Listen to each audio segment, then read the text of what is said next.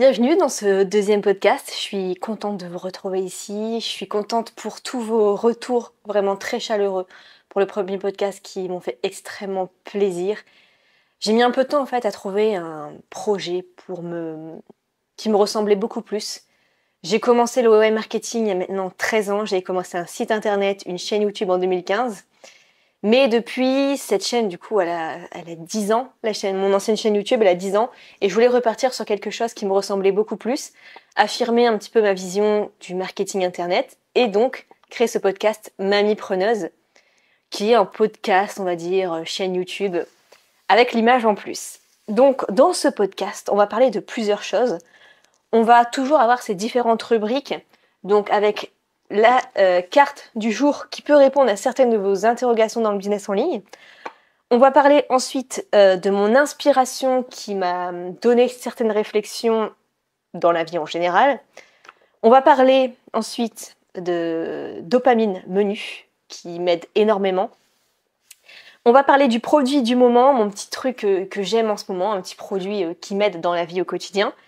Ensuite, on va parler de ChatGPT et pourquoi il faut se méfier de ChatGPT. On parlera ensuite de la question de l'ombre d'une auditrice et j'ai reçu vos premières questions anonymes et merci beaucoup. Donc là, j'ai pris la première en fait et je répondrai au fur et à mesure à toutes vos questions. Le lien se trouvera toujours dans la description. Vous pouvez me poser n'importe quelle question autour du business en ligne, de la vie, du dev perso et j'y répondrai. On va voir la recette de grand-mère ensuite par rapport à un panier garni de mini-produits.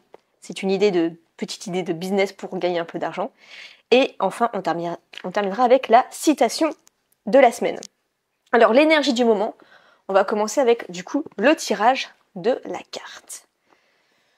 Donc, c'est parti. Et avant de tirer la carte, je vous invite, si ce n'est pas encore fait, à télécharger le magazine que j'ai pris pas mal de temps à créer, un petit magazine féminin version mamie preneuse. Dedans, il y a pas mal d'articles sur l'organisation, le bien-être. Il y a le petit business tarot.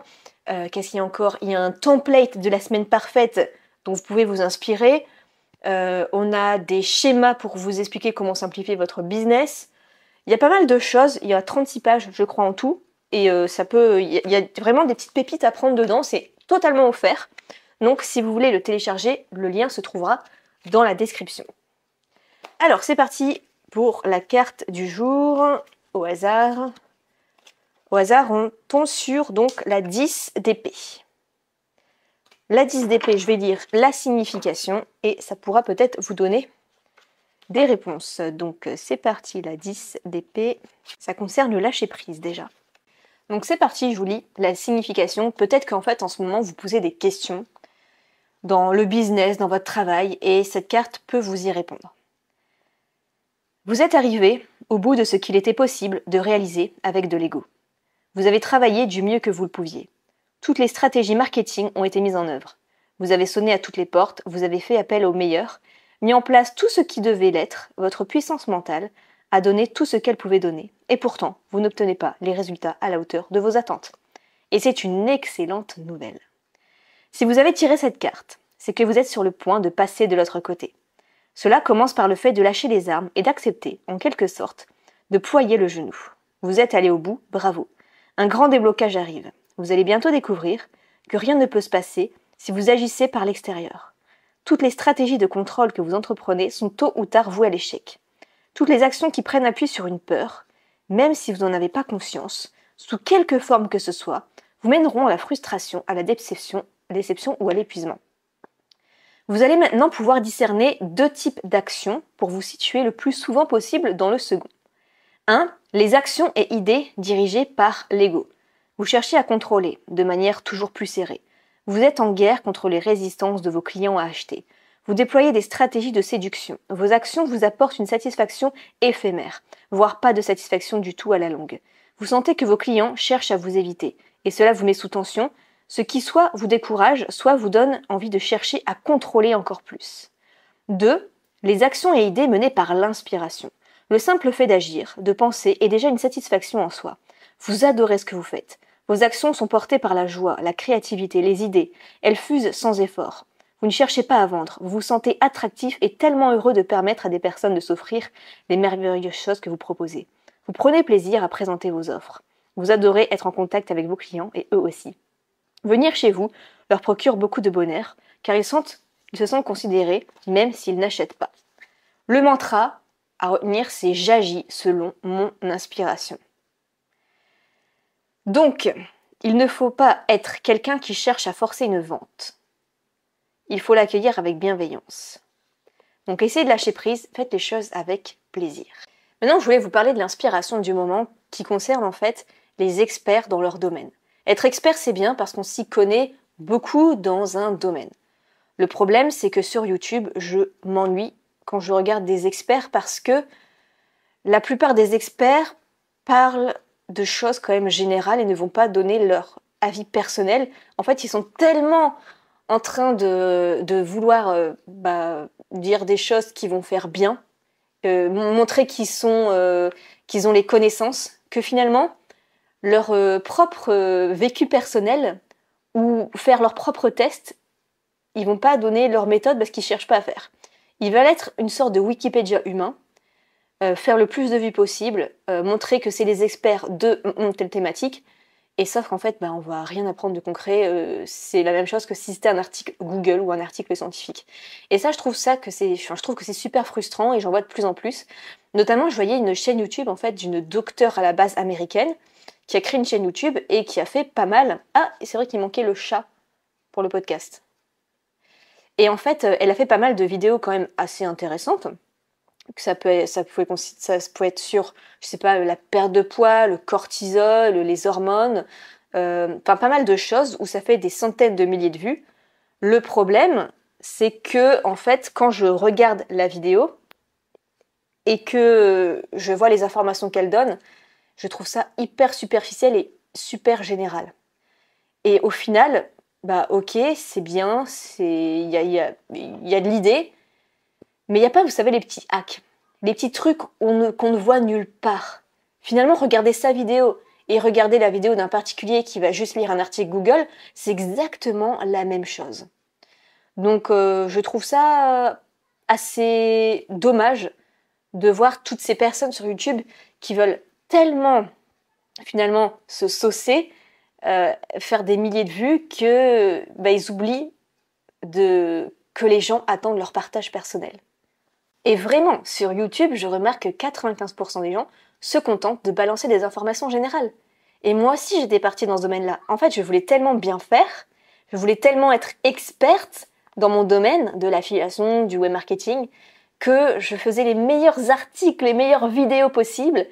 Mais c'est chiant, parce que finalement, tout ce qu'on veut, c'est mon vécu, mes expériences personnelles, mes méthodes personnelles. Si c'est pour avoir les mêmes méthodes que tout le monde, dire par exemple, tu vas prendre un programme cher et puis tu vas écrire un bon article. Non, on veut mes propres méthodes, on veut mes petites astuces personnelles. C'est des astuces que je ne vais partager nulle part ailleurs. Et c'est rare. Et c'est pour ça aussi que j'ai voulu créer ce podcast, pour me libérer un peu de tout ça, repartir un peu de zéro et donner mon avis personnel. Par exemple, là, mon inspiration, parler de ça, c'est pas Google ou c'est pas ChatGPT qui m'en aurait parlé. C'est moi-même. C'est une réflexion personnelle. Et les réflexions personnelles, je trouve qu'elles manquent beaucoup sur YouTube. C'est pourquoi je vous invite vraiment à faire attention à votre contenu. C'est peut-être pour ça que ça marche moins pour vous en ce moment. Parce que si on répète juste les informations qu'on voit, des informations générales, des choses d'experts, tomber dans le syndrome de l'expert, ça va être un petit peu ennuyant à force. Et les gens, c'est pas forcément ce qu'ils recherchent. Je dis pas qu'ils recherchent forcément le bouton magique ou le hack qui fait que ils vont en faire le moins possible. Mais en tout cas, ils veulent vous regarder pour ce que vous avez à apporter, vous. Ça va, mon Sacha? Alors maintenant, on va parler du sujet de ce podcast, qui est le dopamine menu, que j'ai ici. En fait, le dopamine menu, ça s'inspire un petit peu d'une carte de menu d'un restaurant. Et à l'intérieur, il y a plein d'idées. Et personnellement, j'ai décidé de diviser ces idées par 3. Première partie, ce sont les petites douceurs, les choses que je peux faire quand j'ai 5 à 15 minutes de libre dans mon temps. Ensuite, j'ai ce que j'appelle les rituels de Queen, qui prennent en moyenne 1 heure, si j'ai 1 heure devant moi. Et si j'avais vraiment toute une après-midi devant moi, j'ai les rituels de vraie pause, donc qui demandent plus d'1 heure. En fait, le dopamine menu, qu'est-ce que c'est? C'est en gros ne jamais commencer par des shoots de dopamine en début de journée. Il faut plutôt commencer la journée à faire des actions qui nous demandent le plus d'énergie, où on va être le plus fier d'avoir fait ces actions-là. Donc, il y a un livre comme ça qui s'appelle Avaler le crapaud. Vous commencez par la tâche la plus difficile le matin, et au fur et à mesure, eh bien, vous faites les actions qui demandent le moins d'énergie. Mais le cerveau, il a besoin de récompense. Si on fait des grosses actions, il a besoin aussi de sens. Pourquoi il fait ça? Ou alors, il a besoin de plaisir. Et donc, pour chaque pause, parfois je me dis, ok, j'ai bien travaillé, je mérite une petite pause, mais qu'est-ce que je vais faire? Eh bien, au lieu de chercher ce que je vais faire et finalement de passer tellement de temps à ne pas savoir quoi faire que je vais perdre du temps et au final, après, ça sera l'heure de reprendre le travail ou juste, je vais m'ennuyer et je vais pas savoir quoi faire. Toutes mes idées sont regroupées là-dedans. Ok, je me fais 15 minutes de pause entre deux sessions de travail, je pioche et soit je lance pas un dé, mais un site de tirage au sort de nombres aléatoires, et je prends selon le numéro et je fais ce qu'il y a sur la liste, soit juste je regarde et selon mon inspiration de la journée, je vais me dire ah oui ça c'est une bonne idée, je vais le faire. Admettons, alors je vais vous donner une idée de chaque partie. Alors si j'ai entre 5 et 15 minutes, je regarde par exemple et je vois remettre du vernis sur mes ongles. Vous voyez, c'est des choses bêtes comme ça. Donc je me dis ah bah oui, je vais remettre du vernis. Ensuite, si j'ai environ 1 heure devant moi, je vais dans la deuxième partie et je vais par exemple aller m'acheter un goûter ou encore lire un chapitre d'un livre. Qu'est-ce qu'on peut encore avoir d'autre? Compléter une ancienne formation, trier un meuble. Vous voyez, ça peut être quelque chose qui a du sens, quelque chose qui a moins de sens, quelque chose qui est utile, enfin il y a un peu de tout. Et enfin, les rituels de vraie pause, où j'ai vraiment une après-midi devant moi, ça peut être par exemple me louer un film, faire une sieste, m'acheter un nouveau livre, voilà, ce genre de choses. Mais au moins, tout ce qui me ressemble et tout ce que j'aime, je l'ai dedans. Donc, je trouve ça vraiment pas mal, et si vous avez aucune idée, je vous ai créé un petit dopamine menu avec un tout petit prix si vous voulez le télécharger, je le mettrai en description. Tout ça, moi je l'ai écrit à la main, mais je vais tout recopier en fait à l'ordinateur en format PDF pour que vous puissiez l'imprimer, le compléter aussi avec vos idées. Et en fait, dans chaque partie, je les ai complétées et il y a à peu près 80 idées dans chaque partie, donc il y a vraiment de quoi, si ça vous intéresse, d'avoir le vôtre aussi. Maintenant, le produit un petit peu du moment que j'aime et qui a un petit peu changé ma vie, c'est ceci. C'est le magnésium bicéglycine. On est beaucoup en carence de magnésium. Alors attention, il n'y a aucun sponsor, il n'y a aucun partenariat, mais alors pas du tout. Les marques s'en foutent que j'ai très peu d'abonnés sur une nouvelle chaîne et je fais pas de partenariat, je m'en fous du tout. Je fais que de l'affiliation, donc du coup c'est moi qui ai des coups de cœur sur les produits et à la rigueur c'est moi qui me mette le lien d'affiliation.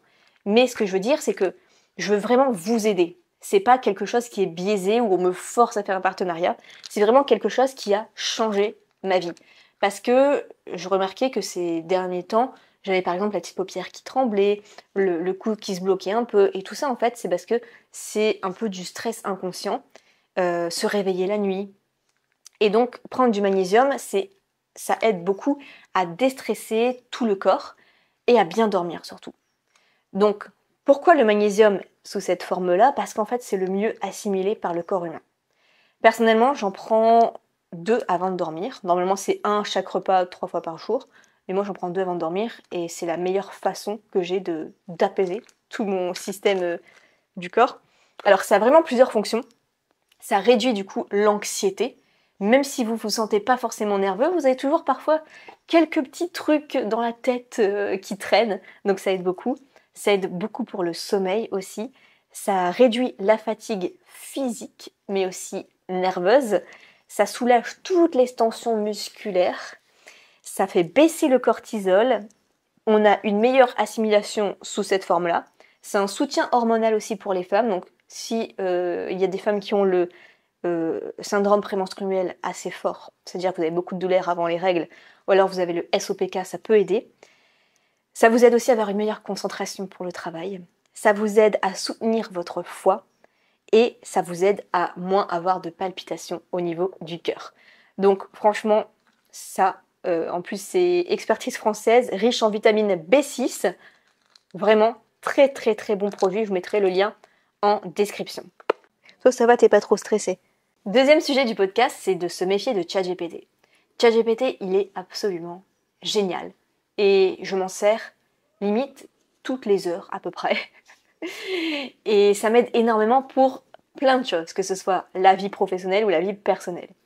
Le problème, c'est que je commence à prendre mes distances un peu avec lui. Parce qu'il me déçoit et parce que je me sens moins bien moralement depuis que je l'utilise. Vraiment. Je me sens moins bien parce que parfois je lui parle et j'ai l'impression finalement qu'il me répond plus par politesse et je suis face à un mur. C'est hyper frustrant de voir aussi que ChatGPT, il est toujours d'accord avec vous. Il est toujours dans votre sens. Même si vous avez tort, il est toujours dans votre sens. On appelle ça le yes man, ChatGPT.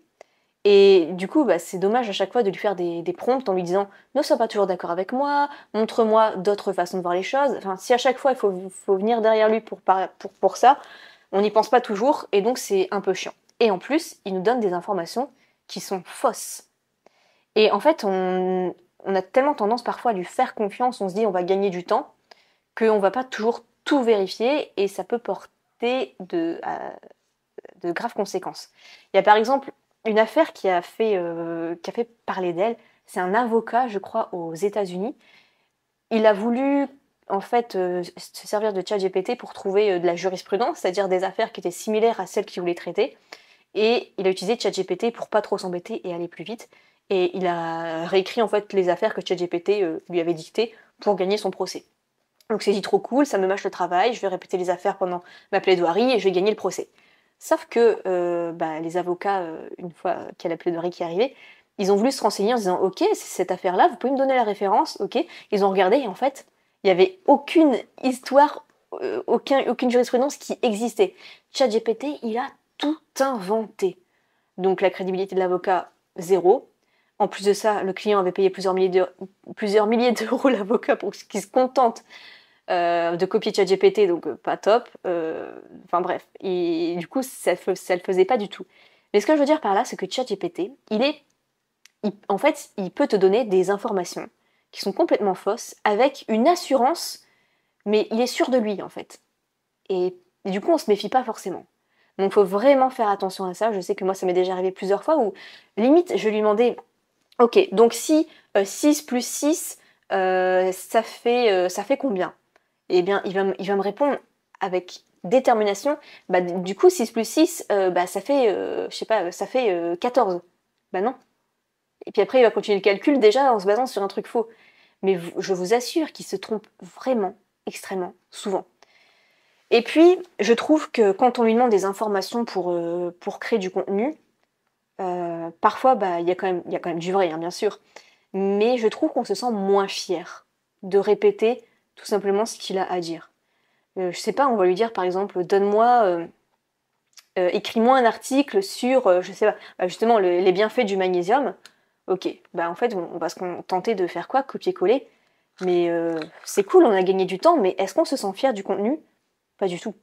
Et du coup, moi, ça me baissait un petit peu mon envie de travailler parce que je me disais, certes, j'ai jamais gagné autant de temps depuis que j'utilise ChatGPT pour plein de choses, mais je sais pas, je me sens bizarre, je me sens moins fière de ce que je suis en train de créer. Et c'est pour ça aussi que j'ai voulu repartir de zéro et créer ce podcast en créant plusieurs catégories où c'est vraiment moi qui décide et qui contrôle et qui met le contenu dans chaque catégorie. Parce que ChatGPT, franchement, je sais pas, c'est un peu un ami toxique en fait. C'est parce que c'est la personne qui est tout le temps d'accord avec toi qui va pas forcément te remettre en question. C'est la personne qui peut te dire des absurdités. Je sais pas, ça reste une IA en fait. En plus, elle a pas du tout l'expérience, c'est juste des informations. Donc je sais pas, je me méfie. Puis je trouve que même répéter les informations, on est moins dans le flow, on est moins dans la concentration. On voit, je sais pas, on est moins fier en fait. On se contente de copier-coller. Enfin, en fait, je sais pas, ça n'a plus de goût en fait de faire les choses comme ça. Et je trouve que ceux qui vont le plus réussir à l'avenir, ce sont ceux qui auront une bonne concentration. Et donc pour ça, il faut éviter de trop se fier à ChatGPT ou les IA en général et garder un contenu qui nous est propre. Par exemple, je crois que c'est dans l'avion de... J'ai regardé un documentaire sur ça.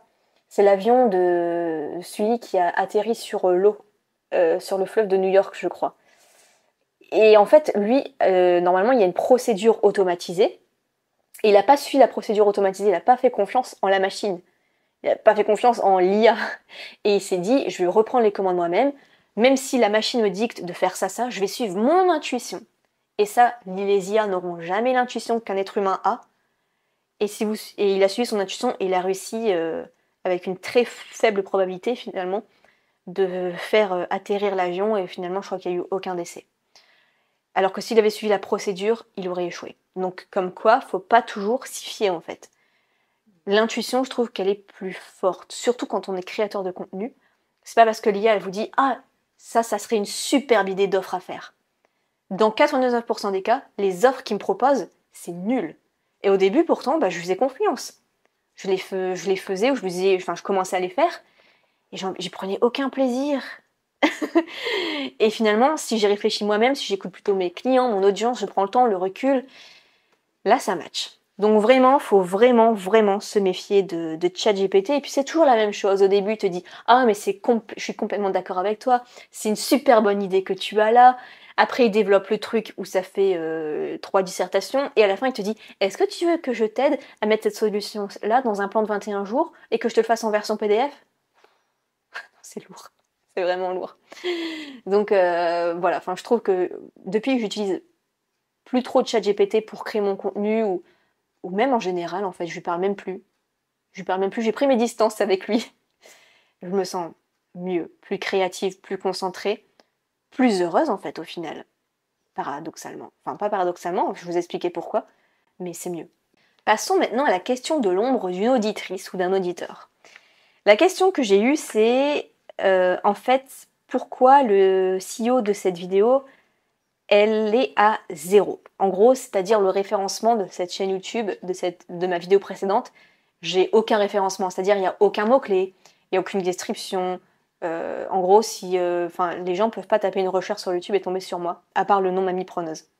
C'est un petit peu voulu en fait, parce que sur cette chaîne, c'est plutôt un style podcast, donc en gros, je préfère que YouTube me mette en avant dans la page d'accueil et qu'il sélectionne des personnes que ça pourrait intéresser, plutôt que de faire du référencement où les personnes vont me regarder juste une fois pour un tuto et puis après bye bye. J'ai trop fait cette erreur en fait sur mon autre chaîne et donc là je préfère faire une petite audience qui me découvre et qui suit mes vidéos plutôt que d'être Madame Tuto sur des logiciels d'affiliation ou des mots-clés. Ça, je le réserve plutôt à mon autre chaîne principale et mes autres micro-chaînes sur l'affiliation. Là, je suis d'accord, ça marche à 100%. Mais ce n'est pas du tout mon intention sur cette chaîne. Je ne veux pas faire du SEO, du référencement. Je veux juste créer une petite audience de personnes qui se reconnaissent en tant que mamie preneuse ou papy preneur. Et voilà, c'est pour ça en fait que je m'embête pas au niveau du référencement. Passons maintenant à la rubrique recettes de grand-mère business, qui s'appelle le panier garni. En gros, l'idée, c'est de prendre tous tes mini-produits, donc tes templates, tes PDF, qu'est-ce que ça peut être encore, tes audios, tes petits guides PDF, tes petits guides à compléter, ce genre de choses, et tu regroupes tout dans un pack à un prix très intéressant. Ça fait comme une boîte à outils que les gens peuvent télécharger et tu fais un prix promotionnel parce que les gens vont être contents d'avoir plein de choses pour un petit prix et ils vont faire vraiment une excellente affaire. Et toi, dans un sens, ça vide un peu tes placards, ça relance une offre, surtout en été où c'est un petit peu calme. Franchement, je trouve que ça peut être une bonne idée de regrouper tous ces petits contenus et d'en faire une offre pour cet été. Bon, on arrive déjà à la fin de ce podcast. Ça a été assez vite. Et la citation, c'est « Ce que tu fais dans l'ombre d'aujourd'hui deviendra ta lumière de demain ». N'hésitez pas à me faire des retours juste en dessous si vous avez des questions, peu importe en général, j'y répondrai avec plaisir, ou juste faire un retour, un petit coucou, et on se retrouve du coup la semaine prochaine pour un prochain podcast. Je n'attendrai pas de monde ici et maintenant.